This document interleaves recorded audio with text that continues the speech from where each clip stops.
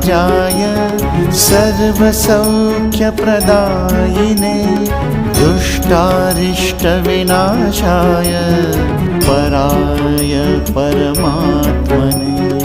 ॐ नमो विघ्नराजाय सर्वसौख्यप्रदायिने दुष्टारिष्टविनाशाय पराय परमात्मने।